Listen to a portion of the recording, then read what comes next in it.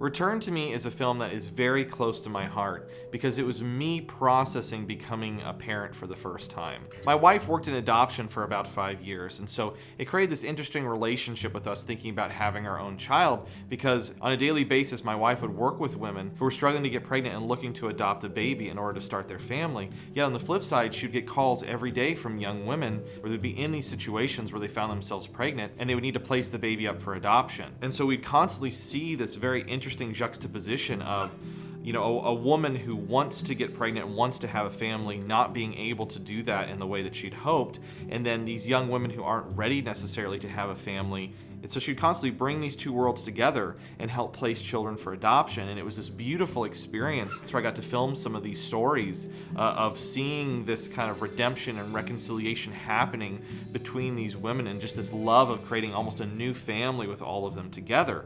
So as my wife and I were deciding to start our own family, there was that fear in the back of our minds after every doctor's appointment. What's going to be wrong? What's going to be something that the doctor's going to see that's going to be a problem in our pregnancy? Are we even going to be able to have our child? And so for us, I feel like there was this kind of feeling of guilt as to, why did our pregnancy and why did the birth of my son go so easily when so many people struggle? And so for us, as we discussed this film, it was kind of our way to kind of discuss some of these things we had been feeling, but also discussing how hard it can be for some women to go through. And so Return to Me was kind of taking all those ideas and putting it into a project.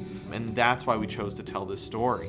We also hope that it helps people who have struggled to get pregnant or have had miscarriages to feel seen and heard. I hope you enjoy Return to Me. It's a very deeply personal film to me.